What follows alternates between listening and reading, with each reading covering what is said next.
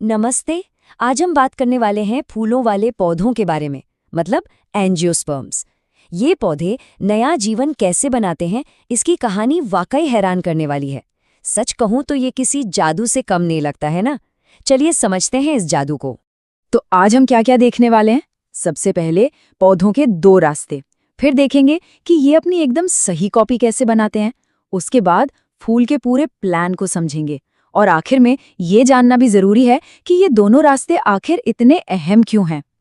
तो सबसे पहला और सबसे बड़ा सवाल, पौधे अपनी संख्या बढ़ाते कैसे हैं? मतलब वो इतने कामयाब कैसे हैं? हर तरफ तो वही है।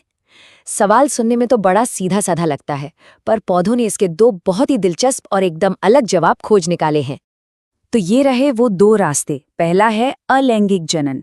सोचिए, ये स्पीड और भरोसे का खेल है, जैसे कोई फैक्ट्री एक ही डिजाइन की हजारों कॉपी फटाफट बना दे।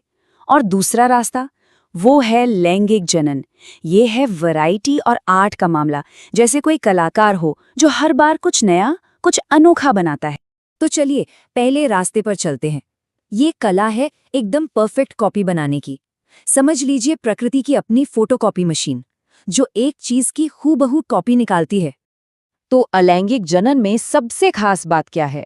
इसमें जीन्स की कोई मिक्सिंग नहीं होती, जीरो मिक्सिंग। नतीजा एक क्लोन, मतलब जेनेटिकली अपने पेरेंट प्लांट की 100% कॉपी, बिल्कुल जुड़वा की तरह, जिसमें कोई फर्क ही ना हो।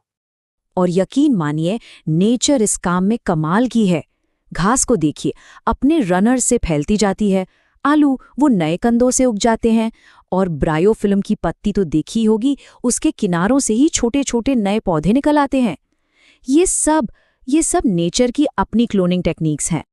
अच्छा, अब यहाँ से कहानी और भी मज़ेदार हो जाती है। इंसानों ने भी पौधों की ये ट्रिक्स सीख ली और उसे अपने फायदे के लिए इस्तेमाल करना शुरू कर दिया।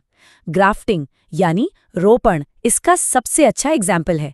ये बिल्कुल एक पजल जोड़ने जैसा है, जहां हम दो अलग अलग पौधों के बेस्ट पार्ट्स को मिलाकर एक सुपर प्लांट बना देते हैं। तो ये होता कैसे है, देखिए। हम एक पौधा लेते हैं जिसकी जड़ें बहुत मजबूत हों, उसे कहते हैं स्टॉक। फिर एक दूसरा पौधा लेते हैं जिसके फल या फूल हमें पसंद है, उसकी एक टहनी काटते हैं जिसे कहते हैं सायॉन या कलम। बस दोनों में एक जैसा कट लगाकर उन्हें जोड़ दिया जाता है और कसकर बांध देते हैं। कुछ ही समय में वो एक हो जाते हैं। है ना कमाल का जुगाड़? चलिए अब गियर बदलते हैं और दूसरे रास्ते की तरफ बढ़ते हैं, लैंगिक जनन। हाँ, ये कहानी थोड़ी कॉम्प्लेक्स है। और इस कहानी का हीरो कौन है? फूल। जी हाँ, फूल सिर्फ सुंदर नहीं होते, वो एक तरह की हाईटेक रिप्रोडक्शन मशीन है। एक परफेक्ट मैच मेकर, जिसका काम है दो अलग अलग जीन्स को मिलाना।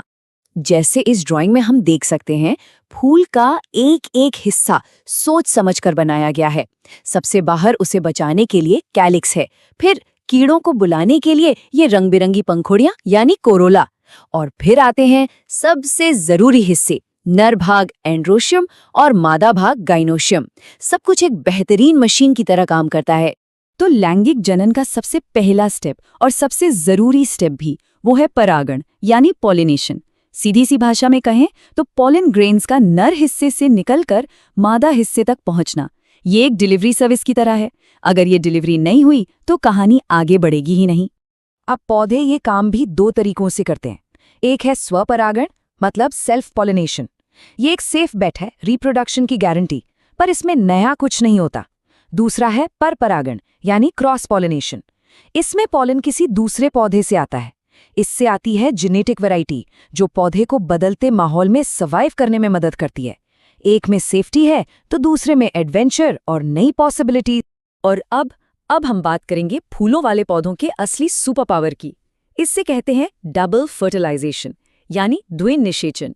ये नेचर की इंजीनियरिंग का वो कमाल है जो सिर्फ और सिर्फ इन्हीं पौधों में मिलता है।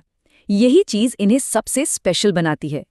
जैसा कि इस डायग्राम में दिख रहा है, यहाँ एक नहीं बल्कि दो फर्टिलाइजेशन एक साथ होते हैं। पहला नर गैमीट एग सेल से मिलकर बनाता है जाइगोट, जो आगे चलकर एम्ब्रियो यानी नन्हा पौधा बनेगा। और दूसरा नर गैमीट वो सेंट्रल सेल से मिलकर बनाता है एंडोस्पर्म। ये क्या है? ये उस नन्हे पौधे का खाना है। मतलब बच्ची के साथ साथ उसका लंच बॉक्स भी तैयार हो जाता है। कमाल है ना। तो इस पूरी शानदार प्रोसेस का आखिर में होता क्या है?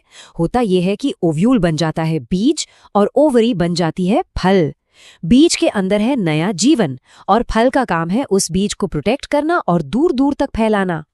तो हमने दो बिल्कुल अलग अलग स्ट्रैटेजीज देखी, एक है क्लोन बनाने की और दूसरी है वैरायटी लाने की।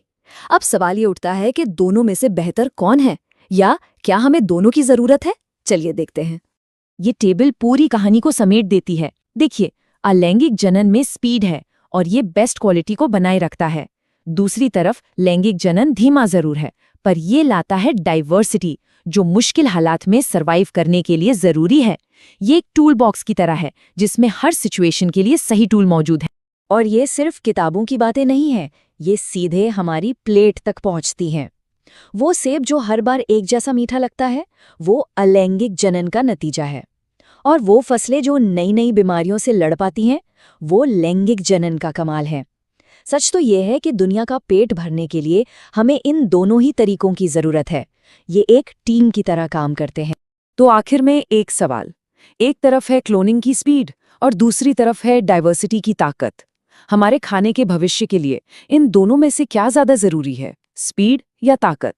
ये एक बड़ा सवाल है और इसका जवाब शायद हम सबको मिलकर खोजना होगा।